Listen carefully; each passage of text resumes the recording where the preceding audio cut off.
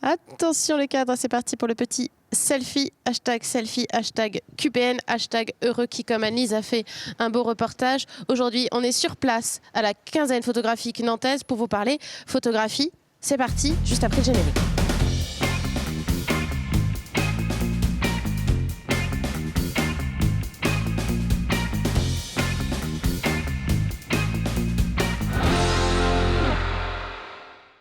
Nous sommes à l'atelier pour vous présenter la quinzaine photographique nantaise qui a démarré le 16 septembre dernier et qui va durer un mois. Et pour nous en parler, nous sommes avec le directeur de ce festival, Hervé Marchand. Bonjour. Bonjour. Et merci de nous accueillir ici sur place. Donc pour parler de ce festival qui a démarré vendredi, qui va durer tout un mois. C'est la 20e année, donc les Nantais commencent à bien connaître ce festival. Mais est-ce qu'on peut redire un petit peu quel est l'esprit de ce festival de photos unique à Nantes ? Oui, dans la région aussi. Il n'y a pas d'autres grands festivals comme ça consacrés à la photo contemporaine et plus large. Donc chaque année, on propose dans plusieurs lieux. Il y a également des galeries qui sont associées, qui sont partenaires du festival. Donc c'est un parcours. C'est tout un parcours. Donc cette année, il y a quand même pas mal de lieux. Il y a aussi une résidence. Il y a l'atelier Lebrun qu'on n'avait pas les autres années. Et toutes ces propositions sont unifiées autour d'une thématique qui est cette année qui va parler du bonheur et qui s'intitule Heureux qui. Heureux qui, alors ça rappelle un célèbre poème, Heureux qui comme Ulysse, Joachim du Bellay, qui est un poète aussi un peu, qui a une couleur locale, si on veut. Pourquoi vous avez choisi ce thème-là ? Est-ce que c'est un pied de nez à la morosité ambiante ? Alors oui, on souhaitait parler de quelque chose qui est très indéfinissable, que tout le monde tend vers le bonheur. C'est une quête vraiment universelle, mais c'est très dur à définir. Et effectivement, l'année dernière, on avait parlé du chaos dans notre thématique. Vous êtes plus joyeux cette année. Alors c'est plus... effectivement, on a aussi choisi de ne pas montrer, de pas stigmatiser des démarches par exemple, des gens qui voudraient accumuler des richesses, vivre dans le luxe, parce que ça rend aussi heureux. L'argent fait un petit peu aussi... le bonheur, comme dit le proverbe. Un petit peu être heureux. Mais on voulait pas être là-dedans, parce qu'en plus, beaucoup de travaux vont plutôt être caustiques par rapport à ça, ou stigmatiser ce type d'approche. Et nous, en fait, on voulait illustrer de façon positive, vraiment, ce qu'est le bonheur. Alors, sans en dire trop, mais là, on se trouve quand même devant des grandes bâches qui représentent des feuilles de sopalin et des photos de nudistes. Ça aussi, c'est un avant-goût du bonheur. Ben, le bonheur, on s'est aperçu que c'était plus finalement dans la soustraction, c'est-à-dire en enlevant des choses, en se dépouillant, qu'on est heureux. C'est samedi dernier, du coup, je me suis fait cette réflexion que en fait, le bonheur, plus on le partage, c'est-à-dire moins on en garde pour soi, plus on le partage et plus il y en a.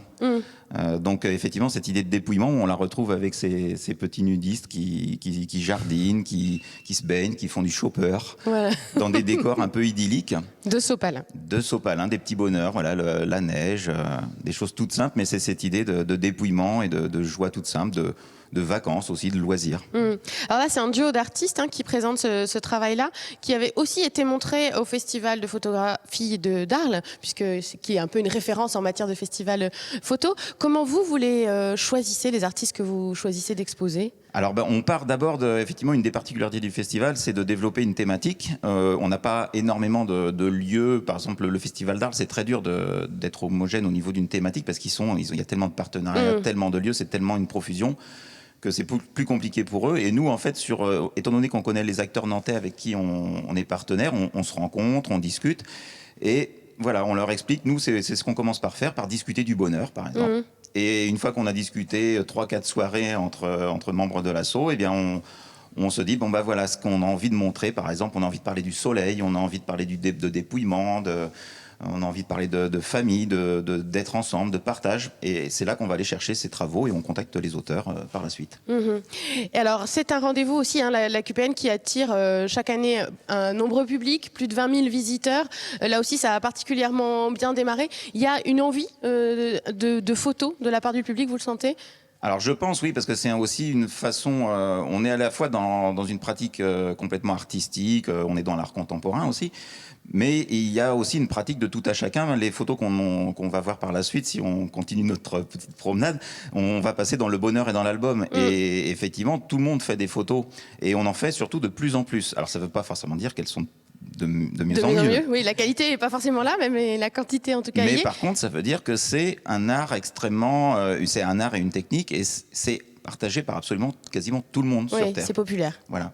Et alors c'est vrai qu'on aurait pu croire à un moment donné que la photo allait disparaître avec la disparition aussi de la pellicule et le tout numérique. Et c'est un peu le contraire qui arrive en fait. C'est une bonne chose pour vous? Alors oui, de toute façon, à chaque fois qu'une technique apparaît, quand l'imprimerie apparaît, ce qui est auparavant présent comme forme d'expression ne disparaît pas pour autant. Donc la photographie n'est pas en danger, même si elle connaît une nouvelle grande mutation dans les années à venir.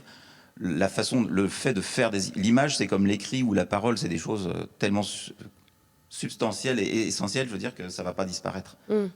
Alors, la caserne photographique nantaise, c'est jusqu'au 16 octobre. Hein, il faut aller se balader dans les 8 lieux. Là, on est à l'atelier. Il y a aussi le Temple du Goût, on l'a pas dit, le Rayon Vert, le Passage Sainte-Croix, la galerie RDV. Et c'est entièrement gratuit. Tout est gratuit. Voilà, donc faut pas hésiter à venir. Nous, on va continuer notre balade aussi ici à l'atelier pour aller voir quelques-uns des artistes qui sont exposés.